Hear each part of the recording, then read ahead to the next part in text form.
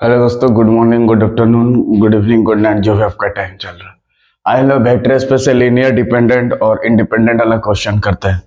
Question लेते हैं, check linearly, question check linearly, check linearly dependent और डिपेंडेंसी, चेक लीनियरली डिपेंडेंसी और independency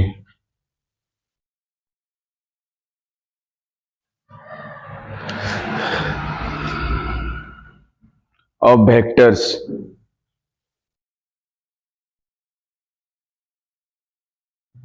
vectors 1 to 0 1 to 0 0 3 1 0 3 1 comma -1 0 1 तो लिखा भी नहीं रहा।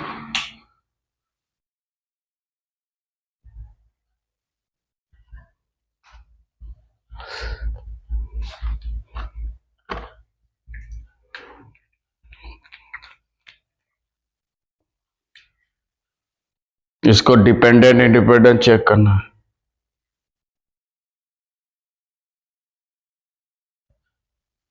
ठीक है,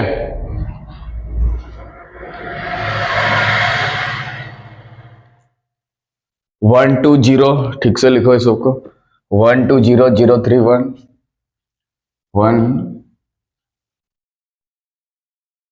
2 0 0 3 1 और -1 0 1। ठीक है, इसको चेक करना है।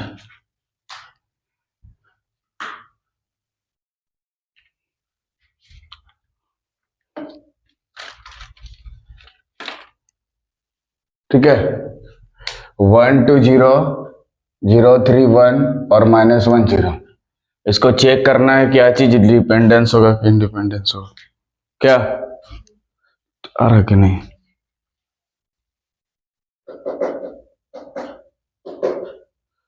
ठीक है,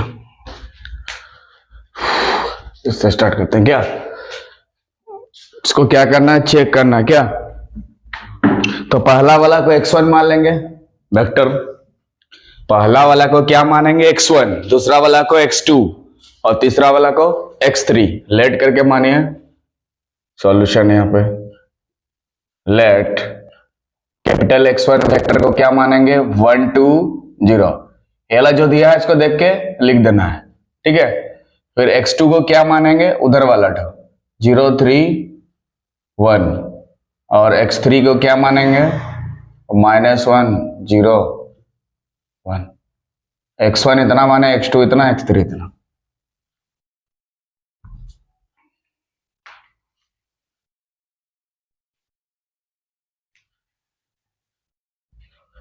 ठीक है, सबसे पहला काम x1 को मान लिए, x2 उतना और x3। पहला काम क्या करना है, x1 पहला वाला मानना है, दूसरा वाला x2, तीसरा वाला x3।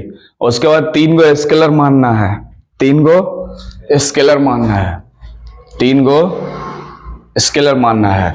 ठीक है, क्या क्या a1 a2 a3, क्या a1 a2 a3 are 3 scalars. Late करके मानिए, late a1 a2 a3 be 3 scalars, 3 scalars।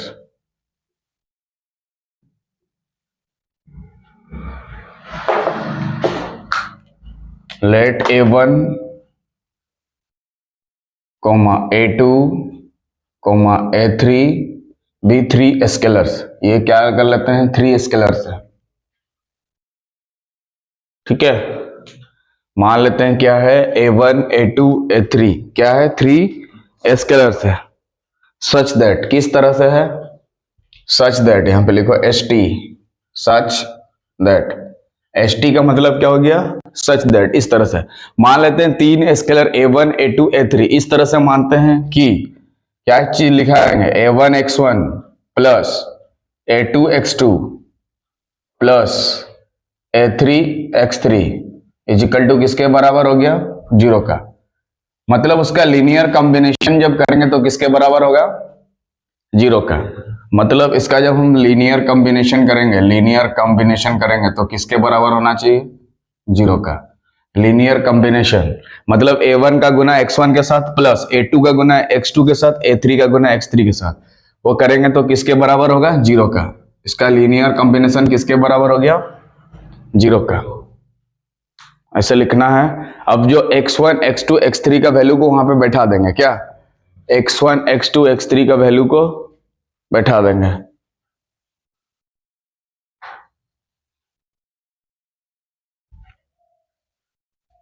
उसमें क्या करेंगे, x1 x2 x3 का वैल्यू को बैठा देंगे।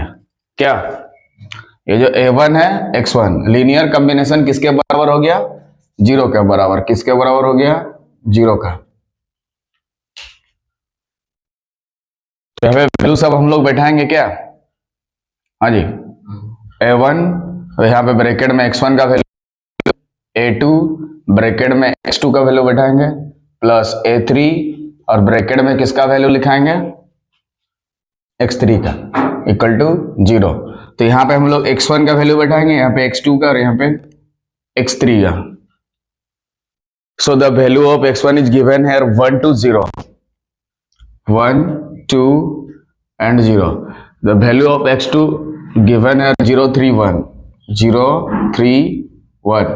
उसके बाद वाला वैल्यू कितना दिया है, -1 0 और 1। ठीक है, हमें क्या करना है, x1 x2 x3 का वैल्यू को वहां पे बैठाना है। क्या करना है, x1 x2 x3 x1 x2 x3 का वैल्यू को बैठाना है, का वैल्यू को बैठाना है, का वैल्यू को बैठाना है।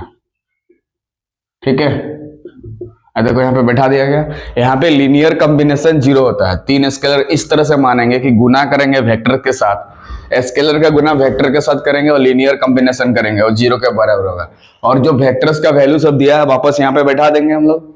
देखो यहाँ पे x1 का इतना बैठा दिया, x2 का इतना, x3 का इतना।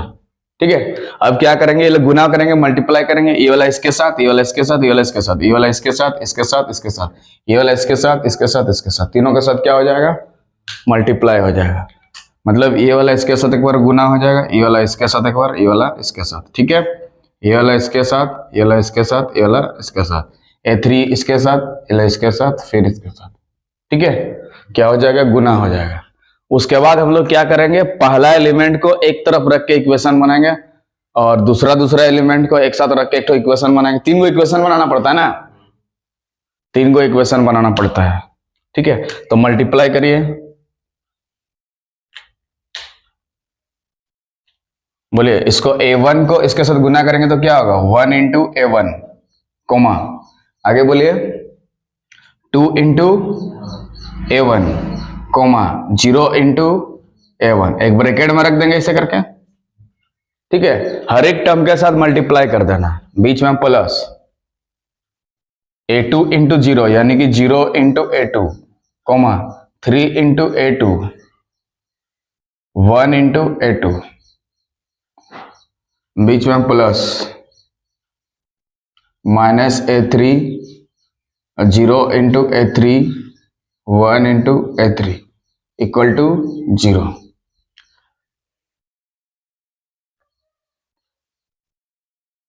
हो गया। अब क्या, पहला एलिमेंट, अब इक्वेशन बनाएंगे, पहला एलिमेंट को रख के पहला इक्वेशन बनाएंगे, दूसरा एलिमेंट को रख के दूसरा इक्वेशन बनाएंगे और तीसरा एलिमेंट को रख के तीसरा इक्वेशन बनाएंगे।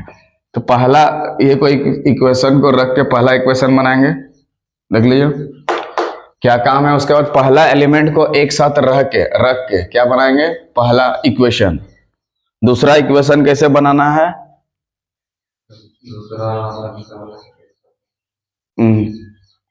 और तीसरा वाला कैसे बनाना है, अरे तीसरा एलिमेंट को रख के इधर बना दे रहे हैं, यहाँ पे बनाते रहे।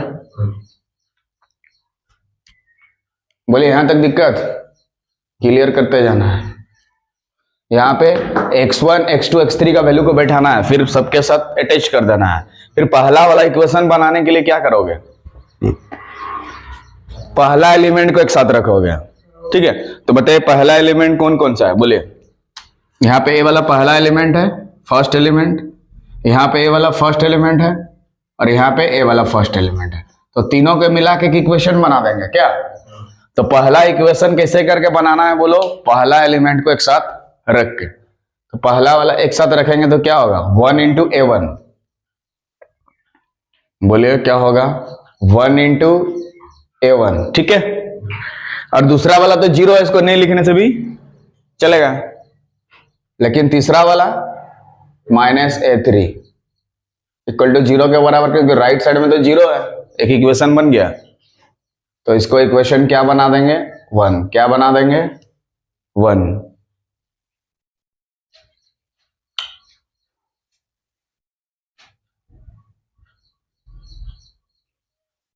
अब दूसरा एलिमेंट को रख के दूसरा इक्वेशन बनाओ।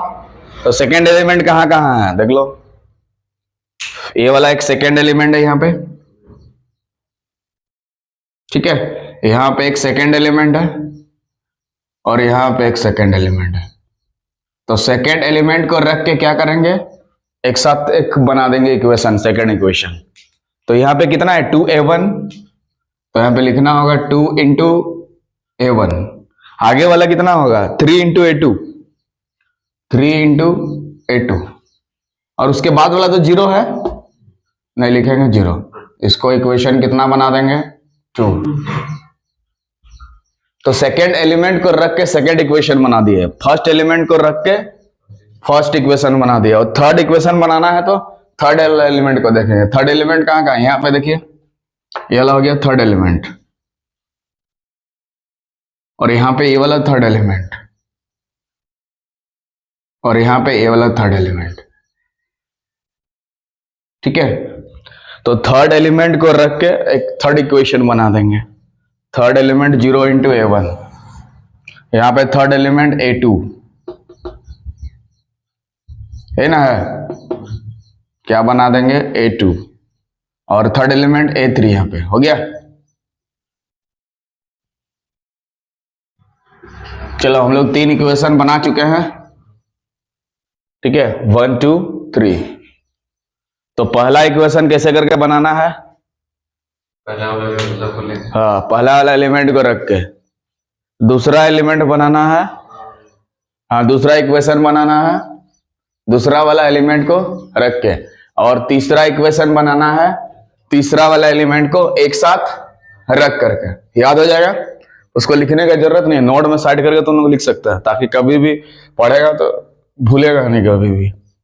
ठीक है, इतना दूर क्लियर हो गया कैसे सिस्टम में लिखना है। देख लीजिए क्वेश्चन एग्जाम में देगा इस टाइप का, चेक बोलेगा ये लीनियर डिपेंडेंट है कि इंडिपेंडेंट है। ठीक है, बोले इतना दूर क्लियर। 3 को इक्वेशन बनाने के बाद यहाँ पे एक मैट्रिक्स मेथड से सॉल्व करते हैं, इसको एक मैट्रिक्स में सजा करके लिखते हैं, कोफिशिएंट मैट्रिक्स बनाते हैं। इसके बाद क्या बनाते हैं हम लोग, कोफिशिएंट मैट्रिक्स बनाते हैं। तो इधर वाला क्या डिलीट कर सकते हैं, हाँ अरे इधर वाला कोई दिक्कत नहीं। तो बताओ पहला इक्वेशन कैसे बनाना है, फर्स्ट एलिमेंट को लेके। सेकेंड इक्वेशन कैसे बनाना है, सेकेंड एलिमेंट को लेके। और थर्ड इक्वेशन कैसे बनाना है, थर्ड इक्वेशन थर्ड एलिमेंट्स को लेके। जितना भी थर्ड एलिमेंट है, और 0 वाला लेना नहीं है, नहीं लेने से भी कुछ नहीं होगा।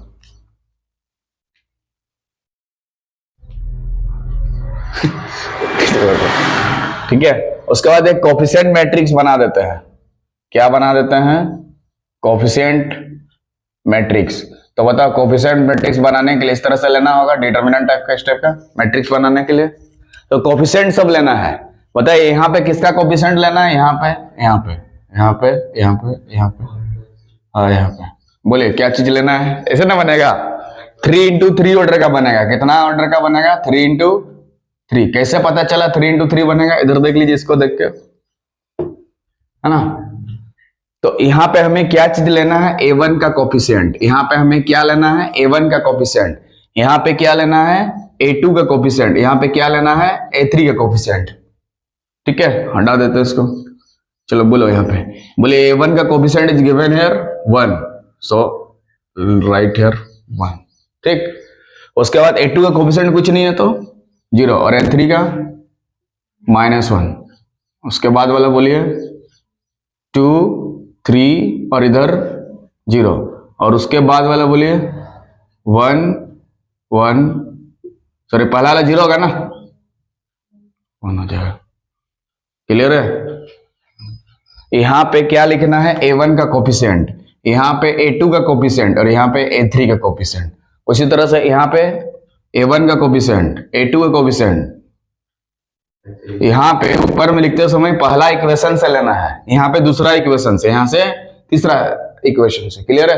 इसको लिखते समय कहीं दिक्कत नहीं, ध्यान से लिखना है, थोड़ा भी इधर उधर हो गया। देखिए यहाँ A1 A3 है तो A1 A3 जिंदा है, A2 वाला खत्म। यहाँ A1 A2 है तो तीसरा वाला खत्म, A2 A3 है तो A1 वाला खत्म। ठीक है, जो चीज रहेगा वहां पे उसको रखना है, बाकी सबको खत्म कर देना है।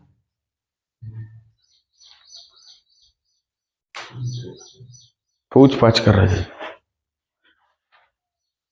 और थोड़ा सा है, हो गया। 1 0 -1 2 3 0 0 1 1 3 इंटू 3 ऑर्डर का मैट्रिक्स बन गया। ठीक है, अब इसका डिटर्मिनेंट निकाल देते हैं। क्या निकालेंगे? नाउ इसका डिटर्मिनेंट निकालते हैं, सकोगे ना? अरे नाउ ए का डिटर्मिनेंट निकालते हैं। क्या निकालते हैं? ए का डिटर्मिनेंट। सॉल्व कैसे करते हैं जी? इधर लेके चारों स्कीम को याद करके रखना है, प्लस माइनस प्लस, इधर भी प्लस, बीच में प्लस, बाकी जगह माइनस। इसको लेके चल रहे हैं हम लोग, प्लस माइनस। मान लो पहला को एक्सपेंड कर रहे हैं, ये वाला टर्म, तो पहले 1 लिखना होगा ब्रैकेट में, ये लोग इसको हटा देंगे, इसको हटा देंगे। ठीक है, अब ये लोग इसके साथ गुना करेंगे, 3 1 जा 3, बीच में माइनस देना जरूरी है, और 1 इंटू 0 0। एक एक लाइन समझिएगा। सॉल्व करने के बाद बोलिए कितना आया।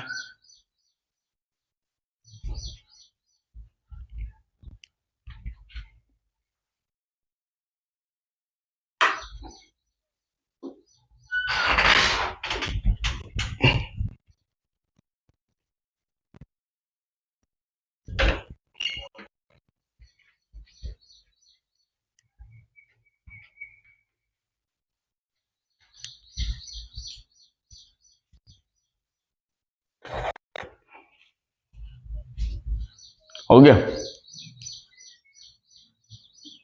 कितना है? 1 है। Very good. उसका 0 वाला का तो कुछ लेना नहीं है, इसे 0 हो जाएगा, हल्का में ले लेते हैं। उसका लास्ट में प्लस देना है, और यहाँ पे क्या है, -1 है ना? है, इधर उधर कटेगा, इधर उधर कटेगा, 2 1 जा 2, तो इधर कितना हो गया 3, इधर से 2 घटा देंगे, कितना हो गया 1, जो कि 0 के बराबर क्या है, नहीं है। 1 क्या 0 के बराबर है? नहीं है। मतलब a का जो डिटर्मिनेंट है वो 0 के बराबर नहीं आया। a का जो डिटर्मिनेंट है वो 0 के बराबर नहीं आया, इसीलिए इसका रैंक कितना होगा, 3 होगा। इसीलिए इसका रैंक कितना होगा, 3 होगा। इसीलिए इसका जो रैंक है, row of A equal to कितना हो गया, 3 हो गया। रो ऑफ ए कितना हो गया, 3। ठीक है, क्योंकि रो उसी को, रैंक उसी का निकाला है। अगर 0 के बराबर नहीं हो रहा है तो उसका रैंक कितना होगा, 3। अगर 0 के बराबर हो जाएगा तो रैंक 2 हो जाएगा। और यहाँ वेरिएबल भी 3 तो है, A1 A2 A3, तो इसका रैंक जितना निकला था 3, वो वेरिएबल के बराबर होगा कि नहीं, नंबर ऑफ वेरिएबल्स। और 3 तो है ना, नंबर ऑफ वेरिएबल्स। वेरिएबल्स क्या क्या है तुम्हारा, बोलिए A1, A2, A3, यही ना वेरिएबल्स है।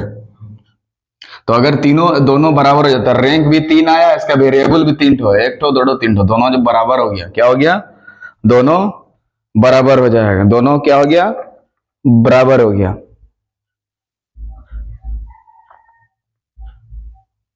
ठीक है, दोनों क्या हो गया, बराबर हो गया। ये रैंक, इसको पढ़ेंगे रैंक ऑफ ए। क्या पढ़ेंगे, रैंक ऑफ ए। वो कितना आ गया, 3। कैसे आया था, नॉट इक्वल टू 0 है इसीलिए रैंक 3 आ गया। नॉट इक्वल टू 0 है और रैंक बराबर होता क्या है, नंबर ऑफ वेरिएबल्स। तो नंबर ऑफ वेरिएबल्स 3 है इसीलिए रैंक भी उसका क्या हुआ, 3 हो गया। मतलब इसका यूनिक सॉल्यूशन बनेगा।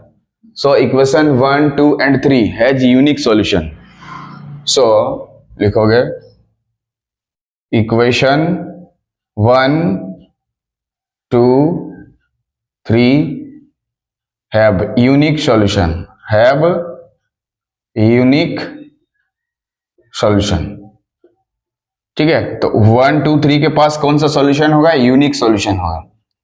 मतलब बिना सॉल्व किए हुए ही हमें a1, a2, a3 का वैल्यू 0 आ गया। इसका मतलब a1 बराबर a2 बराबर a3 बराबर 0, ठीक है। तो तीनों केस में जब बराबर होता है तो कौन सा कंडीशन होता है, कल याद करवाए थे, डिपेंडेंट की इंडिपेंडेंट। चल देखिए थोड़ा, इंडिपेंडेंट। सो द वेक्टर्स लिखना होगा, so the vectors are linearly independent. तो ये ना बोला था कि इंडिपेंडेंट होगा कि डिपेंडेंट होगा, तो इसमें क्या होगा, इंडिपेंडेंट होगा। क्या होगा, एल आई का मतलब होता है लीनियरली इंडिपेंडेंट, एल आई का मतलब होता है, नहीं देखिए यहां बिना सॉल्व किए हुए ही a1, a2, a3 का वैल्यू 0 आ गया। क्यों आ गया, क्योंकि इसका जो वेरिएबल्स है वो रैंक उसका दोनों बराबर है।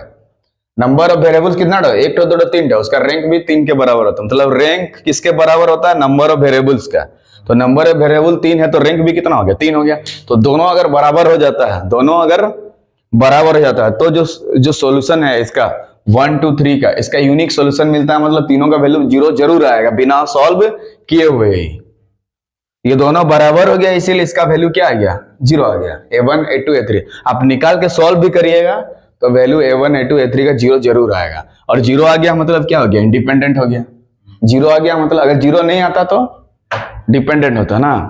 थोड़ा सा याद कर लीजिएगा उसको, सिस्टम तो लिनियरली इंडिपेंडेंट इसीलिए हुआ क्योंकि तीनों का वैल्यू 0 आ गया। इसको सॉल्व करके देखेंगे भी तो 0 आ जाएगा। हाँ, अगर ये 0 के बराबर नहीं आता, 0 के बराबर नहीं आता तो उसका रैंक 2 होता, फिर वो क्या हो जाता, डिपेंडेंट हो जाता, क्योंकि उसमें से क्या हो जाएगा, वैल्यू सब a1 कोई भी बराबर नहीं होना चाहिए ना। उसके डिपेंडेंट केस में क्या होता है, ये तो इंडिपेंडेंट वाला हो गया, उसमें क्या हो गया, उसमें a1, a2, a3 कोई भी 0 के बराबर नहीं होता है डिपेंडेंट में, ठीक है। तो उसका रूल तो थोड़ा लिख देते हैं डिपेंडेंट वाला, ठीक है।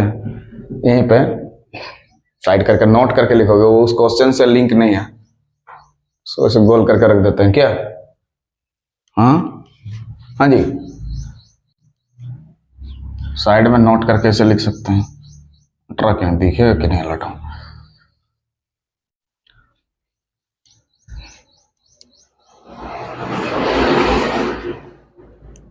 इधर लिख देता है, इधर लिख देता है।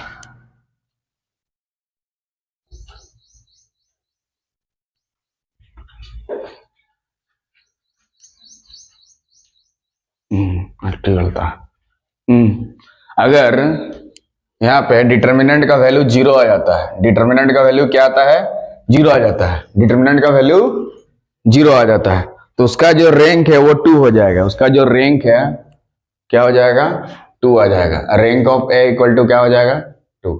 इसका मतलब रैंक ऑफ ए क्या होगा, छोटा होगा किससे, नंबर ऑफ वेरिएबल से, क्योंकि वेरिएबल तो 3 है, नंबर ऑफ वेरिएबल से क्या हो जाएगा, छोटा हो जाएगा। इसका मतलब a1 not equal to a2 not equal to a3 not equal to 0, मतलब कोई भी 0 के बराबर नहीं होगा। a1 not sorry equal to 0 कर दें,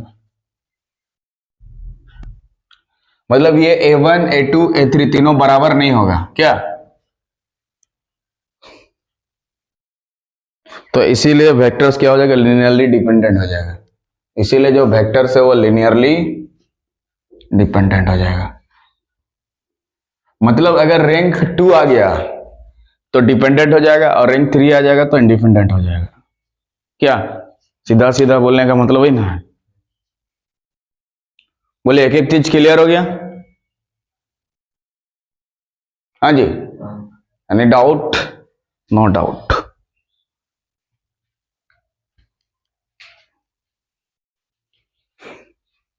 लिनियरली क्या हो जाएगा, डिपेंडेंट हो जाएगा। बोले एक एक लाइन क्लियर हो गया शुरू से? अरे डाउट इसमें बोलो। देखो अगर रैंक डिटर्मिनेंट का वैल्यू 0 आ जाता, 0 भी तो आ सकता है, ठीक है, तो उसका जो रैंक है 2 हो जाएगा। क्यों? क्योंकि 0 आ गया इसलिए रैंक 2 हो जाएगा, 3 से कम हो जाता है। यानी कि जो रैंक ऑफ ए है, रैंक ऑफ ए कितना निकला 2, और वेरिएबल्स कितना दिया है 3 तो 2 3 से छोटा हो गया। इसका मतलब A1 ना A2 A3 ये तीनों बराबर नहीं होगा। जैसे उसमें तीनों 0 आ जा रहा था, A1 A2 A3 का वैल्यू 0 आ रहा था, यहाँ पे 0 नहीं आएगा। A1 A2 A3 तीनों नॉट इक्वल टू 0 है, मतलब ये तीनों बराबर नहीं होगा क्या? तो इस केस में क्या होगा, लिनियरली डिपेंडेंट होगा वेक्टर टर्म। इसमें क्या लिखा है, लिनियर डिपेंडेंट का डेफिनेशन में देखिए थोड़ा पीछे तरफ। हाँ, कोई भी 0 के बराबर नहीं होगा। हाँ, नॉन 0 होगा, मतलब 0 नहीं होगा। नॉट इक्वल टू 0 यहाँ कर सकते हैं आप, यहाँ पे हाँ नॉन 0 है, मतलब 0 नहीं आना चाहिए। यहाँ पे काट के नॉन इक्वल टू 0 ही कर दो, ठीक है, यही था ना। मतलब ये नॉन 0 होना चाहिए क्या, A1 A2 A3 मतलब कोई भी 0 के बराबर नहीं होना चाहिए, तो लिनियरली क्या होगा, डिपेंडेंट होगा। तो ऐसा करने के लिए रैंक उसका 2 लाना होगा, और रैंक अगर 2 आ रहा मतलब डिटर्मिनेंट जरूर 0 के बराबर होगा। हाँ जी, डिटर्मिनेंट को सॉल्व करने में दिक्कत नहीं, ये वाला टर्म किसी को भी सॉल्व कर सकते हैं। जैसे हम लोग इसको लेके कर रहे हैं, इसको लेके भी आप कर सकते हैं सॉल्व, इसको लेके इसको लेके इसको लेके इसको लेके, सब में वही 1 आएगा। कहां गया, इसमें जो आया था ना उतना ही आएगा, ठीक है। So if you like the video please subscribe the channel so that you can watch this type of video. इसके नेक्स्ट वीडियो में इसका और कुछ क्वेश्चन लेके आएंगे, तब तक वीडियो के साथ बने रहिए। जय हिंद, जय भारत।